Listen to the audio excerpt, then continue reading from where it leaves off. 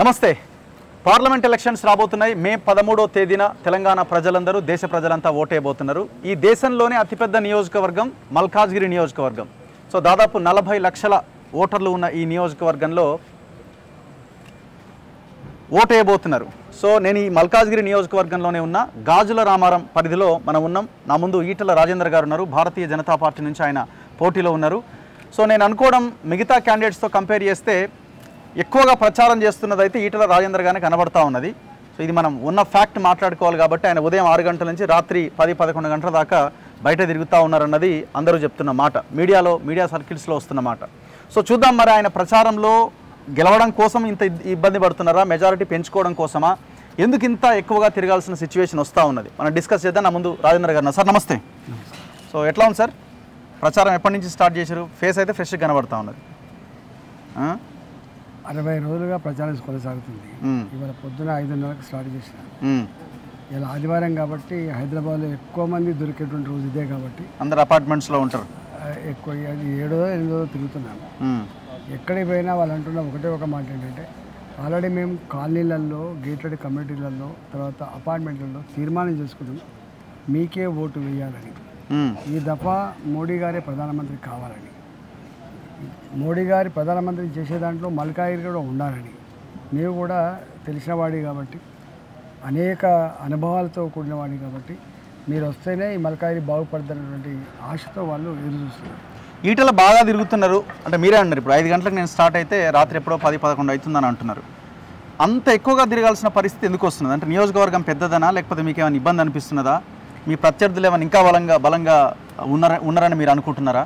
జనరల్గా ఎంత తెలిసినప్పటికి కూడా, ఎంత అనుభవం ఉన్నప్పటికి కూడా ప్రజలు ఎన్నికలప్పుడు ఒకసారన్నా వచ్చిపోలేదు ఎందుకని చెప్పి అడుగుతారు. ఓకే, ఇది పెద్ద పార్లమెంట్, 40 లక్షల మంది దాదాపు ఓట్లున్న నియోజకవర్గం కాబట్టి, సంవత్సర కాలం మొత్తం తిరిగినా కూడా మొత్తం కలవలేని పరిస్థితి కాబట్టి ఉన్నంతలో ఎక్కువ మంది కలవనటువంటి సంకల్పంలో తిరుగుతూ ఉన్నారు. ఎట్లా ఉంది సార్ రెస్పాన్స్? ఎట్లుంది? ఏమంటున్నారు జనం? మీరు తీర్మానాలు అంటున్నారు, తీర్మానం కాపీ ఏమైనా మీకు చూపించారా, లేకపోతే మీకు మాటల ద్వారా చెప్తున్నారా? ఇప్పుడే చేస్తే మొత్తం గద్దెల్లక మీద పడతారని చెప్పి మీకు తెలుసు కదా, గొర్రెల మందల మీద తోడేళ్ళు పడ్డట్టు అని చెప్పి ఎప్పుడు చెప్తాం కదా.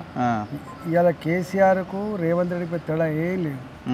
ఆయన కూడా డబ్బులు పెట్టి నాయకులు కొనుక్కోవాలి, డబ్బులు పెట్టి క్యాడర్ కొనుక్కోవాలి, ప్రజల ఓటు హక్కుకు విలువ కట్టాలి, అధికార దుర్వినియోగానికి పాల్పడాలి, చివరికి పేదల మీద కొంత అంటే ఎట్లైనా చేసి కొనుక్కోవాలనేటువంటి పిచ్చి ప్రయత్నం ఉంటుంది. అందువల్ల డెఫినెట్గా ఇవన్నీ ఉన్న ఈ సందర్భంలో లాస్ట్ మినిట్లో నిర్ణయం తీసుకుంటారు, బయట పెడతారు తప్ప ఇప్పుడే చేస్తే మళ్ళీ వీళ్ళని వచ్చి పెడతారు, ప్రలోభ పెడతారు, మళ్ళీ ఇబ్బంది పెడతారని చెప్పి అందరు తీర్మానం చేసి జైలు పెడుతున్నారు.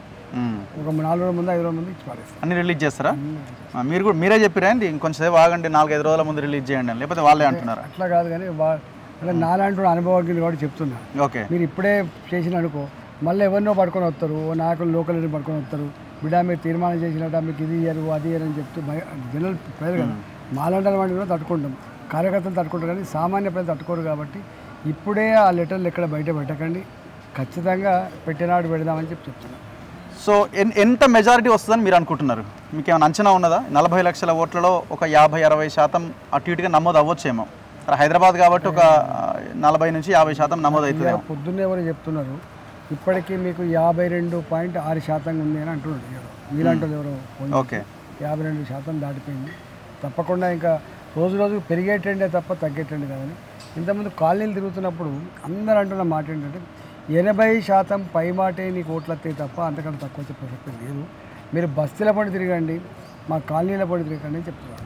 మీరు ఎక్కువగా ఒక్క నిమిషం, మీరు ఎక్కువగా తిరగడానికి, అందరినీ కలవడానికి, ఆల్రెడీ మొన్నటి ఎమ్మెల్యే ఎలక్షన్స్లో 2 స్థానాల్లో ఓటమి చెందడము, ఖచ్చితంగా నాకు ఒక ఇది జీవన్మరణ సమస్య అని మీరు ఏమైనా భావించి బలంగా తిరుగుతున్నారా? నాకేం జీవన్మరణ సమస్య? నేనైనా పవర్ మాంగన్నా, నేను పదవితో పొంగిపోతున్నా, పదవిని పెద్ద ఆస్వాదించిన పాపతున్నా. నేను నాకు తెలిసి మీరు చిన్నప్పుడు నన్ను చూసినా లేదో కానీ నేను చిన్నప్పుడు 2002లో రాజకీయాలకు వచ్చినప్పుడు ఎట్లున్నాను, ఇవాళ 2024లో గట్లే ఉన్నా, రేపు ఇంకెన్ని సంవత్సరాలు బతికే కనీసం గట్లే ఉంటుంది తప్ప నాకు డాబు దర్పం ఇవన్నీ నాకు ఉండవు.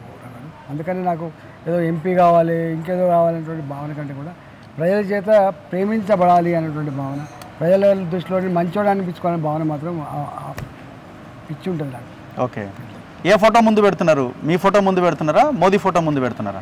మోడీ ఫోటో ముందు పెడతా, నా ఫోటో ముందు పెడతా, రెండు పెడుతున్నాను. అంటే నా 22 సంవత్సరాల నా ముఖం ఇక్కడ చెల్లిన ముఖం కదా. మోడీ గారి ముఖం దేశవ్యాప్తంగా ఉంటుంది, అది మల్కాయి వ్యాప్తంగా తెలంగాణ వ్యాప్తంగా ఉంటుంది. మీరు హుజూరాబాద్కి ఎక్కువగా పరిమితమైనారు కదా, ఈ ప్రాంతం మీద అంత గట్టి మీరు రాగానే ఈటల రాజేందర్ వచ్చిండని భావిస్తున్నారా? అసలు నన్ను గుర్తుపట్టని మనిషి లేడు, గుర్తుపట్టని మనిషి లేడు. గింత పిల్లలు కూడా ఒక ఫోటో సెల్ఫీ కొట్టుకునే బాబుతో ఉంటారు. 80 సంవత్సరాల ముసలోళ్ళ వరకు కూడా, ఓకే 80 సంవత్సరాల ముసలోళ్ళ వరకు కూడా రాజేందర్ బిడ్డ నీకు తెలిసి బిడ్డ అంటే నన్ను తెలంగాణ గడ్డ మీద నన్ను గుర్తుపట్టని మనిషి ఉంటాడా? సో మీ ప్రత్యర్థులు ఎవరు? మీరు ఇప్పుడు బీఆర్ఎస్తో పోటీ పడుతున్నారా, కాంగ్రెస్తో పోటీ పడుతున్నారా? సునీత మహేందర్ రెడ్డి అండ్ రాగిడి లక్ష్మారెడ్డి ఇద్దరు ఉన్నారు మీకు. అసలు ఎవరు ప్రత్యర్థులు కనబడతలేదు, అంత చేతులు ఎత్తేసినట్లు. చేతులు ఎత్తేసిరా? ఒకరే చేతులు ఎత్తేసారు, ఇంకోరేమో కొంచెం పైసల మీద అధికారం ఉంది కాబట్టి కొంత అహంకారం ప్రదర్శించే ప్రయత్నం చేస్తారు, కానీ ఎవరికేం లేదు ఇక్కడ. అంటే డబ్బులు ఖర్చు పెట్టలేక చేతులు ఎత్తేసిరా? జనాలు ఎక్కున్నారు తిరగలేమని? డబ్బులు ఖర్చు పెట్టినా ఇక్కడ ఓటు రావని అర్థమైంది కాబట్టి. రేవంత్ రెడ్డి అంటున్నాడు ముఖ్యమంత్రి నరేంద్ర మోదీ కేసీఆర్కి సుపారీ ఇచ్చిండు, అందులో మల్కాజ్గిరి నియోజకవర్గం కూడా ఒకటి. సో అందులో ఈటల రాజేందర్ని గెలిపించడానికి ప్రయత్నాలు జరుగుతున్నాయని. ఇవాళ అతి తొందరగా విశ్వసించ కోల్పోయిన వ్యక్తి, నమ్మకాన్ని కోల్పోయిన వ్యక్తి రేవంత్ రెడ్డి నాలుకకు నరం ఉండదు, ఏది పడితే అదే మాట్లాడుతున్న భావన ఉంది. ఇక అలాంటి వాళ్ళ మీద నేను ఏం కామెంట్ చేయాలి? మీ నియోజకవర్గం గురించి ఆయన పాయింట్అవుట్ చేసిన కదా, అది ప్రజల్లోకి వెళ్ళే అవకాశం ఉంటుంది కదా, మీరు చెప్పాలి కదా. రేవంత్ రెడ్డి గారి మాట ఇవాళ ఎవరు నమ్ముతలేరు అని చెప్తున్నారు, ఎవరు నమ్ముతలేరు. మీకు ఒక 4 ఎగ్జాంపుల్ చెప్పాలి. అధికారం లేని నాడు రేవంత్ రెడ్డి మాట్లాడిన మాటలు, అధికారంకి వచ్చిన తర్వాత రేవంత్ రెడ్డి గారు మాట్లాడిన 4 మాటలు చెప్తాను, చెప్పండి. మీకు తలసాని శ్రీనివాస్ యాదవ్ గారును తర్వాత సబితా ఇంద్రారెడ్డి గారు ఒక పార్టీలో కలిసి ఇంకొక పార్టీకి పోయి మంత్రులు అయిన వాళ్ళు, రాజీనామా చేయకుండా మంత్రులు అయిన వాళ్ళ గురించి అయితే పిచ్చి కుక్కలు, వీళ్ళు బజార్లలో పిచ్చి కుక్కలు ఎట్లయితే రాళ్ళతో కొట్టి చంపుతామో అట్లా కొట్టి చంపాలని స్టేట్మెంట్ ఇచ్చారు. అదే రేవంత్ రెడ్డి గారు ఇక్కడ దానం నాగేందర్ గారు టీఆర్ఎస్ పార్టీలో గెలిచిన వ్యక్తిని తీసుకుపోయి సికింద్రాబాద్ పార్లమెంట్ సీట్ కట్టబెట్టాడు, రాజీనామా చేయాలి. అంటే ఆయన విశ్వసనీయత గురించి చెప్తున్నాను. రెండవది, ఈ మధ్య కాలంలో చూసిన కాంగ్రెస్ పార్టీ మేనిఫెస్టోలో ఒక పార్టీలో గెలిచి ఇంకొక పార్టీలో వచ్చేస్తే సభ్యత్వాన్ని ఇమీడియట్ రిస్పెక్ట్ చేయాలని చెప్పి. అవును, అంటే అక్కడ మేనిఫెస్టోలో పెట్టిన అంశాలు కూడా రేవంత్ రెడ్డి చేస్తున్న పనికి ఎంత పొందలేదు ఒకసారి చెప్పి. రెండవది, పొన్నాల లక్ష్మి గారు పార్టీ మారింది. ఈ ముసల్దానానికి ఏం పార్టీ మారుతామని చెప్పి పొల్లు తిట్టిండు ఆయన, ఇక చాలా తిట్టిండు, ఇక అన్ని అనుభవించడం ఇది చేసిన. మరి 84 సంవత్సరాలు 2 సార్లు రాజ్యసభ ఇచ్చిండ్రు కేశవరావు గారికి. 84 సంవత్సరాల కేశవరావు గారిని ఎందుకు పార్టీ మార్చుకున్నట్టు మరి ఆయన సమాధానం చెప్పాలి. అట్లనే మన కడియం శ్రీహరి గారిది కూడా అంతకుముందు ఈయన దళితుడే కాదు, ఈయన ఇది అని వ్యక్తిగతమైన జీవితాల గురించి మాట్లాడదు, కానీ ఆయన స్థాయికి మాట్లాడకూడదని మాట్లాడాడు దేదారి. మాట్లాడిన తర్వాత మొన్న అదే కడియం శ్రీహరి కూతురికి ఇక్కడ పార్లమెంట్ ఇచ్చింది. అంటే అందుకనే నరం లేని నాలుక రేవంత్ రెడ్డి గారి విశ్వసనీయత గురించి ఇలా ప్రజలందరూ చర్చించుకుంటాను. ఇలా ఎన్నికల ముందు ఎన్ని హామీలు ఇచ్చిందండి, ఇట్లా రైతులారా 2 లక్షల రూపాయలు మీకు లోన్ ఉందా లేదా బ్యాంకులో చూసుకోపో, లేకపోతే 2 లక్షల రూపాయలు తీసుకో, తెల్లారని రుణం మాఫీ చేస్తాను. ఇవాళ కూడా అమ్మతోడు నేను ఎలక్షన్ తర్వాత ఆగస్టు మాసంలో తప్పక ఆగస్టు 15 లోపు నేను వేస్తా దేవుడి మీద ఒట్టు అంటున్నాడు కదా. ఇట్లా సాధ్యమవుతుంది చెప్పండి. మొన్న కేంద్రం 9,000 కోట్ల రూపాయలు కనుక సాయం అంది, అంటే లోన్ ఇవ్వకపోతే ఇవాళ మీ సంగతి తెలుస్తుంది. అంత ఈజీ కాదు చాలా బ్యాడ్ పొజిషన్. ఇవ్వలేడా రుణమాఫీ చేయడమే సాధ్యం కాదు అంటున్నారు. నేను ఒక మాట అంటున్నాను, కేసీఆర్ గారి గురించి మీరు ఏం వినేది? అందరికంటే స్టబ్బన్గా ఉండే ముఖ్యమంత్రి, మాట ఇస్తే తప్పని ముఖ్యమంత్రి, అన్నింటిలో నంబర్ 1 ఉండే ముఖ్యమంత్రి, ధైర్యం ఉంది, సాహసం ఉంది అనుకున్నామా లేదా? 1,00,000 రూపాయలు రుణమాఫీ చేస్తాను ఎప్పుడు చెప్పిండు? 2018లో చెప్పిండు, అవునా కదా? ఎట్ ఏ టైం చేస్తా అని చెప్పిండు. ఎందుకు చేయలేకపోయింది మీరు చెప్పండి? డబ్బులు లేకనా లేకపోతే ఇష్టం లేకనా? చెప్పాలి కదా. ఇవాళ 2018లో ఇచ్చిన హామీ 2022 వరకు అమలు కాకపోతే ప్రజలు చీకొడతారని చెప్పి ఉన్న రింగ్ రోడ్ అమ్ముకున్నాడు కదా ఆయన. హైదరాబాద్లో భూములు అమ్ముకున్నాడు కదా, అమ్ముకునే కదా డబ్బులు కట్టిండు. కడితే దేనికి సరిపోయినాయి? అసలు తీరలే, వడ్డీ తీరింది. అందుకని గప్పుడే సాధ్యం కానీ ఇప్పుడు 2,34,000 కోట్లే ఉన్నట్టు. రెండవది, ఇప్పుడు పెన్షన్లకే మనకు తెలుసు డబ్బులు 11,400 కోట్లు 12,000 కోట్ల రూపాయలు ఇచ్చాయి. 44 లక్షల మందికి 2,000 రూపాయలు చొప్పున పెన్షన్ ఇస్తే గింత అవుతున్నప్పుడు మరి 4,000 రూపాయలు ఇస్తా అని చెప్పింది. నేను 4,000 ఇస్తా అని చెప్పినా లేదా? ఇవాళ ధర 22,000 కోట్లు. మూడో అతి ముఖ్యమైనది ఏంటంటే ప్రతి మహిళకి 2,500 రూపాయల భృతి ఇస్తా అని చెప్పింది. అంటే 1,00,00,000 మంది మహిళలు ఉంటారు. 1,00,00,000 మంది మహిళలకి మంత్లీ 2,500 ఇవ్వాలంటే 40,000 కోట్లు కావాలి సంవత్సరానికి. 40,000 కోట్లు, 12,000 కోట్లు, 34,000 కోట్లు ఇవన్నీ ఎక్కడ చేస్తారండి? ఎక్కడ చెప్పండి. ల్యాండ్ బ్యాంక్ ఉంది, భూములు అమ్మే అవకాశం ఉందని అంటున్నారు. అట్లా కూడా లేదు, కేంద్రాన్ని అడుగుతారు, లోన్లు తెస్తారు, అవకాశం లేదా? అందుకనే ఒకటే ఇలా నేను చెప్తలేను గారు, ఆయన మాటల్లో చెప్పాలంటే 5 దశాబ్దాలు దేశాన్ని పాలించిన పార్టీ, 4 దశాబ్దాలు రాష్ట్రాన్ని పాలించిన పార్టీ అసెంబ్లీలో ఏం మాట్లాడింది? వీళ్ళు అప్పుల చిప్ప చేతికిచ్చినట్టున్నారు, అప్పుల కుప్పగా మారిపోయిందని చెప్పినా లేదా? వీళ్ళు చెప్పిన వాళ్ళు గిన్ని హామీలు ఎట్లా ఇచ్చినట్టు? ఒకటి ఇచ్చిన వాళ్ళు మరి తీర్పాలి కానీ, అంటే ఇచ్చుకోవాలి కానీ అసెంబ్లీలో వైట్ పేపర్ పెట్టిండు, శ్వేతపత్రం పెట్టింది కదా. అంటే ఈ రాష్ట్రం మొత్తం దివాళా తీసింది, జీతాలు కూడా పైసలు లేవు. ఆయన కదా చెప్పించింది. 26,000 కోట్లు 4 నెలల్లో కట్టినాం, అప్పులకి కిస్తీలే అంటున్నారు కదా వాళ్ళు చెప్తున్న మాట. ఏం కట్టినా నాకు తెలియదు కానీ రెండో అతి ముఖ్యమైనది ఏంటంటే ఇవాళ లంక బిందెలు కూడా వచ్చినా ఖాళీ కుండలే కనబడుతున్నాయి అంటాడు. అంటే లంక బిందెలు ఉన్నాయా, ఖాళీ కుండలు ఉన్నాయా నీకు తెలియదా? ఎంత సోయి లేకుంటున్నావా, ఎంత అవగాహన లేకుంటున్నావా, అనుభవం లేకుంటున్నావా? అంటే దీన్ని బట్టి అర్థమైంది ఏంటంటే అసలు అధికారం లేకపోతే ఒక మాట, అధికారంకి వస్తే ఒక మాట అనేది ఇలా తేలిపోయింది. ఇలా రేవంత్ రెడ్డి గారు ఇచ్చిన హామీలలో ఎన్ని అమలైతే అని ఇంకొక 2 నెలల దాకా చూస్తాం. 2 నెలల తర్వాత ఇప్పటికైతే తెలిసింది ఏంది? పంటలు ఎండగొట్టిండు, మేనేజ్మెంట్ చక్కగా రాక పంటలు ఎండగొట్టిండు, కరెంటు మీద ప్రగల్భాలు పలికిండి, అలా కరెంటు మోటార్ కాలిపోతున్నాయి, మళ్ళీ సేమ్ ట్రాన్స్ఫార్మర్ కాలిపోతున్నాయి, మళ్ళీ పంటలు వెళ్ళిపోతున్నాయి. 2. మూడోది ఇవాళ రైతాంగానికి 500 రూపాయలు బోనస్ ఇస్తా అని చెప్పింది. మొన్నేమో స్టేట్మెంట్ ఏమి ఇస్తాడు? ఎంఎస్పీ ప్రకారంగా ధాన్యాన్ని కొనండి, కొనకపోతే చర్యలు ఉంటాయి. ఎంఎస్పీ గురించి మాట్లాడతలేదు జనం. ఎంఎస్పీ ఎట్లనే ఇస్తూనే ఉండే, ఎవరైనా ఇస్తూనే ఉండే. 500 రూపాయల సంగతి ఏందని చెప్పి అడుగుతున్నారు. ఇట్లా అనేక ఉన్నాయి. సరే, ఇప్పుడు కాంగ్రెస్ ఫెయిల్ అయినప్పుడు అల్టిమేట్గా 39 స్థానాలు ఉన్న కేసీఆర్ పార్టీకి పడాలి కదా, మీకు ఎందుకు పడతాయని మీరు అనుకుంటున్నారు? అసలు జనరల్గా తలకాయ తిప్పంగానే అంత ఆగమైంది అంటుండే కదా. Issue very simple. జనం ఎంత క్లారిటీతో ఉంటారంటే సర్పంచ్ ఎన్నికలు ఒక రకంగా చూస్తారు, ఎంపీపీ జడ్పీటీసీ ఎన్నికలు ఒక రకంగా, అంటే స్థానిక సంస్థలు ఒక రకంగా చూస్తారు, ఎమ్మెల్యే ఎన్నికలు ఒక రకంగా చూస్తారు, పార్లమెంట్ ఎన్నికలు ఇంకో రకంగా చూస్తారు.